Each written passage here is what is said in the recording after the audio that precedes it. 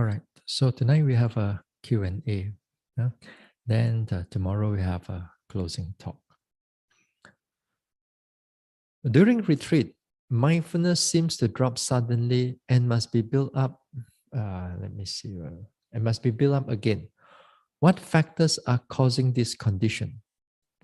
During retreat, mindfulness seems to drop suddenly and must be built up again. What factors are causing this condition? Now here, one of the biggest factor that cause your noting mind to drop. One of the biggest problem is your defilements or your hindrances. The problem is that we don't see the hindrances that clearly. Some days, some retreat, a lot of like hindrances is coming in. Was during in the retreat, 3 days you are going well, and then after that, 1 or 2 days, nothing much. So because somewhere in between, the defilements or the hindrances has crept in and you don't see it. And a lot of times these hindrances, when they comes in, they come in very subtly. They come in very quietly. They come in as if like your friend. For example, like you try to meditate. For example, let's say you try to meditate, watch rising, falling, rising, falling, rising, falling, and then the thoughts has crept in. That you start thinking, oh, how's this rising, falling is right? It's like, oh, it's moved in this way. Then you try to describe it and you try to remember it. And then is this rising, falling wind element? Or is it a hot? The back of the mind is start making commentaries, You start making commentary about the object that you are noting. To you, it may seem that what's the big problem? What's the big problem?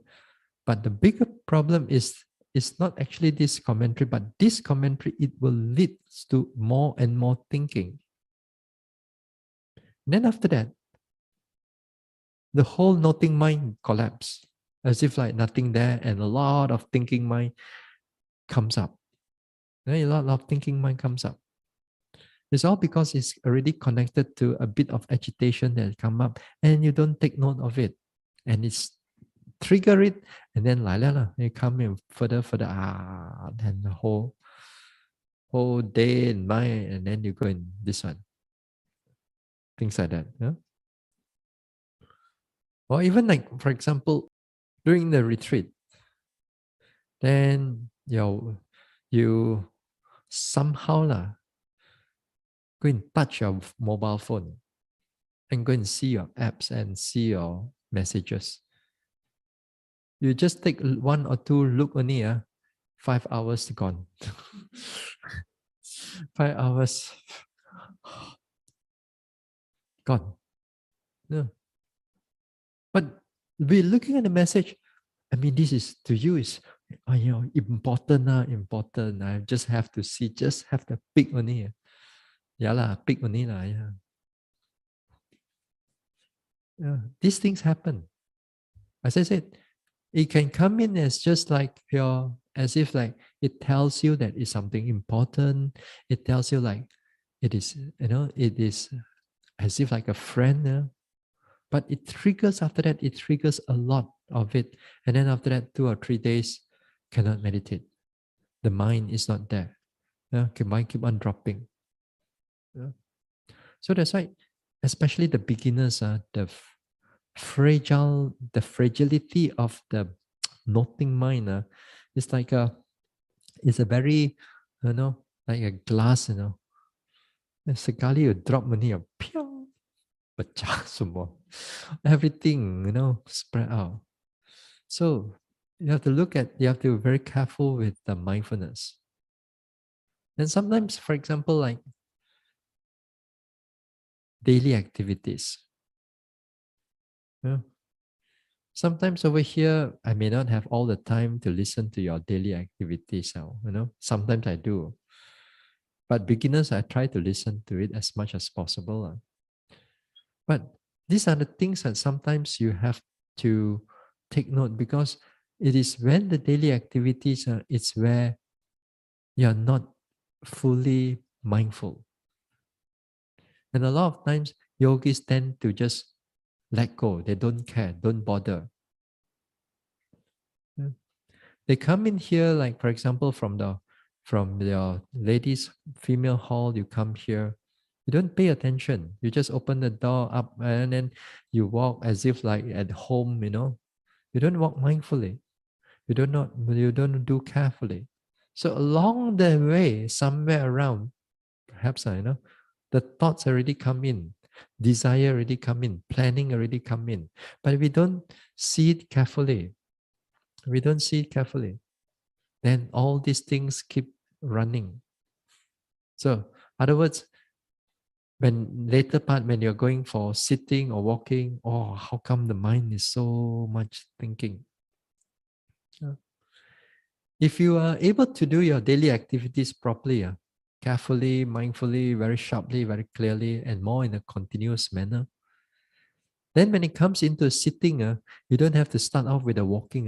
You can straight away go to a sitting, because the daily activities is already pump up all your mindfulness and clarity and everything already. So the moment that you sit down, everything is already start for you already. Uh, but we don't do that. That's why. That's why a lot of times all this uh, the mindfulness drop.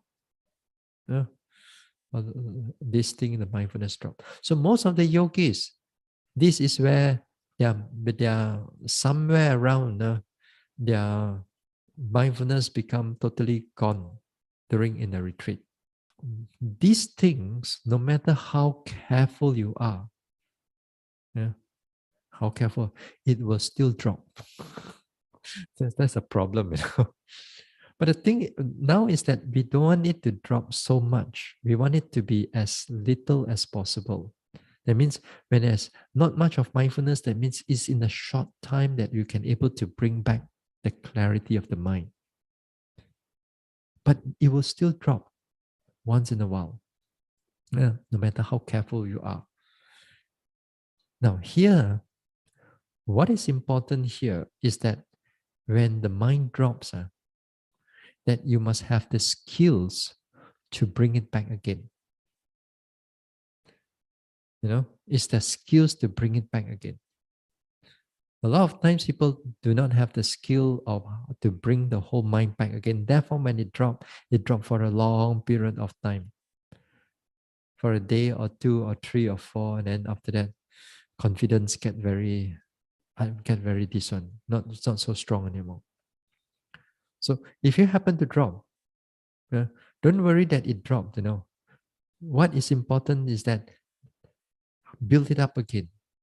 Build it up again through your skills, from your walking, sitting, through from your daily activities, and try to note again and again, however that is familiar to you. If you don't have these skills, then the mindfulness is going to take a long time.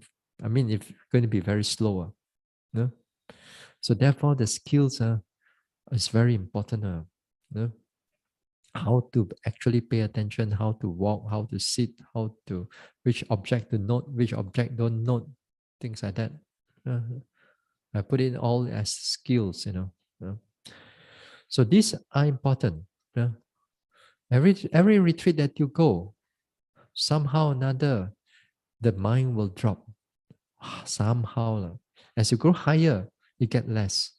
As the mindfulness gets further, much more continuous and so much more better, then it gets less.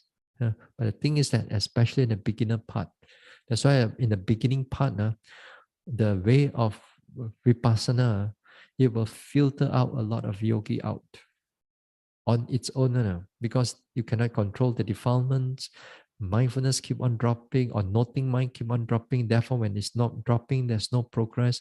When there's not much progress, confidence also on the meditation is also become wobbly, and not much of this one, then problematic. Then finally, the yogis usually will give up.